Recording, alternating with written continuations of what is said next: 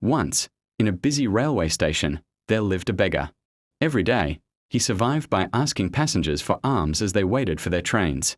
One day, he noticed a well-dressed businessman stepping onto the platform. The man wore an expensive suit, carried a leather briefcase, and walked with confidence. The beggar thought, "This man must be rich. If I ask him for money, he'll surely give me a generous amount." Hopeful, he walked up and stretched out his hand. But instead of giving him money, the businessman asked a strange question. "Do you always just take from others? Have you ever given anything to anyone?" The beggar was startled. No one had ever asked him this before. "Sir, I'm just a beggar," he replied. "I have nothing to give. I survive by asking." The businessman smiled gently and said, "If you believe you have nothing to give, then you also have no right to ask for anything. I am a businessman. I believe in exchange. If you can offer me something, I'll give you something in return. But if you have nothing to offer, then I can't help you either."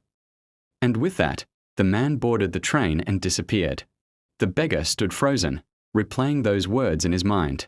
If I can't offer anything in return, why should people give me anything? That night, he couldn't sleep. The question haunted him. What could a beggar possibly give? Still, the businessman's words echoed in his mind. If you want to receive, you must first give. One day, while giving out flowers, the beggar spotted the same businessman sitting on the train. He rushed over and said, "Sir, today, I have something to give. If you give me money, I'll give you these flowers in return." The businessman smiled, handed him some cash, and accepted the flowers.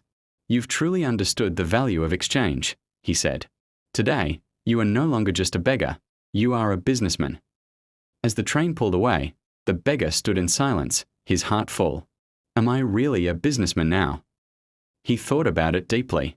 Then it hit him. People are no longer giving me money out of pity, they're paying for the flowers. That means I have a business.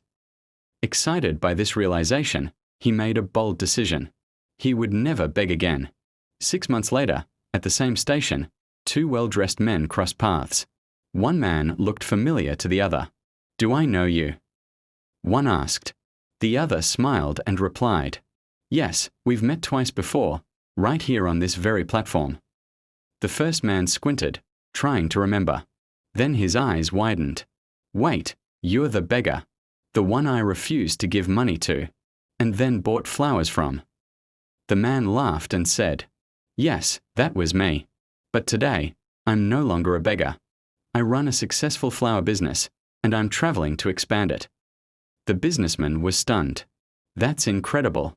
What changed?" The flower seller smiled. "You did. You taught me one of life's greatest truths. We only receive when we give." That day, I realized I was never really a beggar. I was a businessman all along. I just had to see myself that way. The 2 men shook hands, this time as equals. Then they boarded their trains, heading towards their futures. Life is shaped by how we see ourselves. If you believe you're small, you will remain small. But if you recognize your inner potential, you can achieve greatness. So don't limit yourself. See yourself as strong, capable, and worthy of success.